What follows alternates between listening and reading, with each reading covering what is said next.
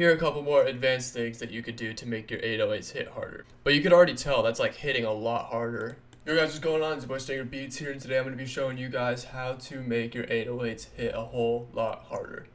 I did a little, like a community post and a poll to see, which tutorial you guys wanted next, and this one got the most votes, like by far, so let's do it. First, I'm going to go into a couple of like simpler things, and then I'll go into more advanced things, like things that like might be common knowledge, but it's still good to go over. First thing, to your 808 hitting harder, you have to make sure your 808 is in tune. Your 808 will do the opposite of hit hard if it is even a single note out of tune. So standard 808s are usually in the key of C, or they're usually tuned to C, like this one is. And this is what I'm going to be using as like the example for the 808, because literally everybody has his 808, so I might as well do something that everyone has. Usually they're tuned to C, but if you want to see what key it's in, you can do this. If you're in FL Studio, you open it up by clicking right here, go to Edit in Audio Editor, and that'll pull up Edison. Then you'll go to this little marker right here and put Detect Pitch Regions. As you can see, it's right here in C. Sometimes it'll come up with other options, like this one has a C and a B, but usually you could tell just by, if you click on C and it sounds normal with the melody, then you're good. You could try out the other ones just to make sure it's not, any other ones, because I've had a few 808s where it would be like C, and then like over here will be like an F or something like that, and it ended up being tuned to F. So that's step one to getting your 808s to hit harder. Step two is obviously sound selection. So like I said, everyone has this 808, and this is actually a pretty good 808. So sound selection is definitely key. If you could find 808s that hit hard just within the folder right here, that's perfect. But obviously you're not here for that. You're here to make your 808s hit harder. So here are a couple more advanced things that you could do to make your 808s hit harder. We're going to pull up the audio right here and click on this little button right here, the effects. This will pull up all of these right here, but we're just going to focus on the boost and the EQ. So generally, the boost right here will make it hit harder in the beginning, and then the EQ will kind of like make the 808 sound a little bit more full. That's what I've kind of found.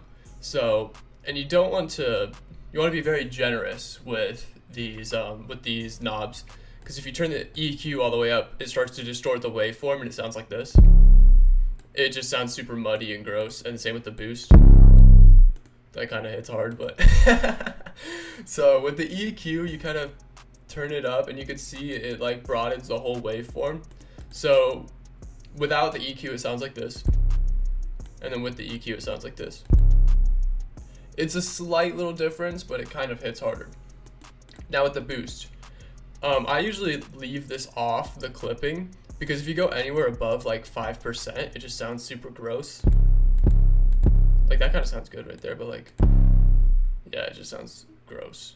But yeah, when you have the clip on, you definitely want to be generous with it. So this is it without the boost, and this is it with the boost.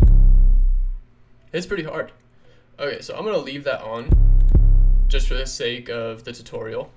All right, next thing you want to do to have your 808s hit harder is to throw a limiter on it and sidechain it to your kick. Now, if obviously you don't have a kick in your beat, then that's not a big deal.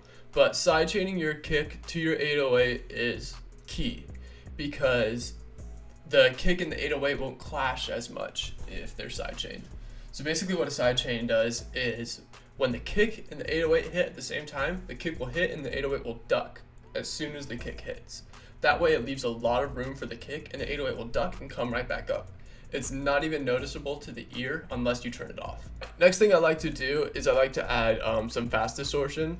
You could really use any distortion plugin, but I just use this one because it brings out a lot of high end. And I turn it down to like just about like 10%. And there's a little bit of distortion that kind of brings out the high end. And when it's tied in with a melody, that really makes a whole lot of difference. And that high end is what's gonna make it stand out on things like phones, laptop speakers, or even just like kind of low quality speakers. So this is it without the distortion, and this is it with it. There's just like a little bit more fuzz. Next thing that you could do to make sure your 808s hit harder is something that's gonna come with time. So you could EQ out or add some frequencies. So if you listen to an 808 and you're like, oh, that has too much mid frequency. It's like sounds too weird. I don't know. I don't really know how to describe mid frequencies, but that's the mid frequency. You could turn it down. Obviously this one has like the perfect amount of mid frequency, so when you turn that down it sounds terrible. But some 808s won't have enough low end, some 808s will have too much low end, some 808s won't have any high end, that's why you add fast distortion. But when it comes to mids and lows, I feel like the best thing you can do is just to throw on an EQ. And this kind of works with the basic fruity parametric EQ too, but I find that third-party EQs like work a whole lot better. They're a lot more subtle. If you're going for something like, if your 808 sounds like this, and you need to throw in more mids, obviously you don't want subtle. But yeah, adding a EQ can help with your 808 hitting a lot harder. It could also make it more pleasing to the ear, especially with headphones or even just earbuds, something that's gonna have high quality. Like all of those frequencies make a whole lot of difference. All right, the last thing you could do to really make your 808s hit harder is pretty basic, but turn up your 808s. If your 808 sounds like this, it's not gonna be hitting in the mix. So something you could do is obviously boost the fader, or you can go into the actual audio clip and turn it up right there. So that's obviously hitting. Or when you're laying them down in the piano roll, turn them up right there. And the last thing that I'm gonna go over is not really something that'll make your 808s hit harder, but it's something that'll prevent your 808s from sounding terrible.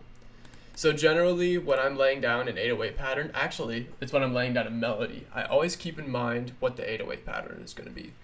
Because anytime your 808 goes below an A sharp, it does not sound good, at least to me. It gets way too muddy and way too stretched, like especially down here. It just doesn't sound good. So when I'm laying at a melody, I never want the root notes to be below an A sharp. And that's even pushing it. Like sometimes even B's and A sharps will sound like kind of bad in the mix. So you definitely want it to be within like the C to C range. I wouldn't really say up there, but like, I don't know, like C to A sharp. And that'll make your 808s hit a whole lot harder, because if they're down here, it doesn't have that same punch and grittiness to it as it does when it's right here. So yeah, there is some methods to make your 808s hit harder.